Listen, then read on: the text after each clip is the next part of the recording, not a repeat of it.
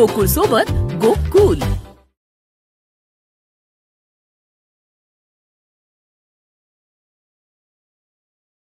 आपण पाहताय महाधुरळा. अजित पवार महाराष्ट्राचे उपमुख्यमंत्री झाले, त्यामुळे राष्ट्रवादी पक्षाच्या नेत्यांना, कार्यकर्त्यांना निश्चितच आनंद झाला.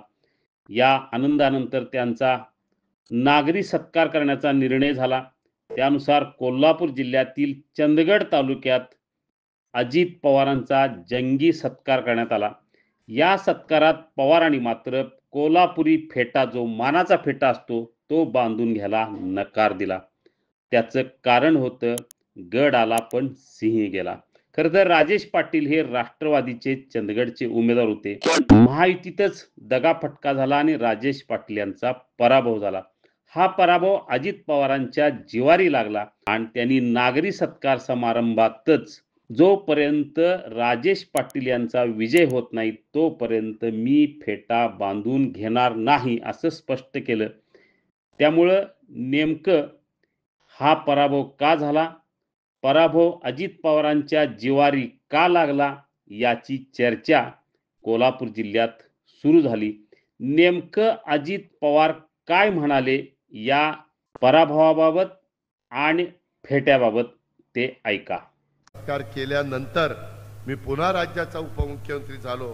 त्यानंतर उपमुख्यमंत्री झाल्याबद्दल तुम्ही पुन्हा सत्कार केलेला होता. त्या सत्कारानंतर राष्ट्रवादी काँग्रेस पक्ष पुन्हा सत्तेत आला. मी पुन्हा उपमुख्यमंत्री झालो. आज तुम्ही माझा पुन्हा सत्कार केला आणि ते केला असताना फेटा फक्त बांधला नाही.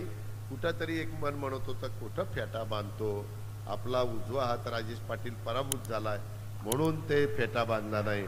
मी फेटा बांधील, पण पुन्हा राजेश पाटलाला निवडून द्या, एक काय म्हणेल तेवढे फेटे बांधील, पण तेवढं तुमच्या हातात आहे तेवढं तुम्ही त्या ठिकाणी करा. अशा प्रकारची माझी आपल्याला सगळ्यांना विनंती आहे. अधिक न बोलता चंदगडकर सत्कार मला नेहमीच पावतो, याबाबत माझ्या मनामध्ये अजिबात दुमत असण्याचं कारण नाही. तुम्हा चंदगडकरांचं, गडिंग्लजकरांचं, आजराकरांचं प्रेम आणि माझ्यावर विश्वास बघून मी खरोखरीच इथं आल्यावर भारावून जातो. तुमच्या आणि महाराष्ट्राच्या जनतेचा मी कायम ऋणी राहीन.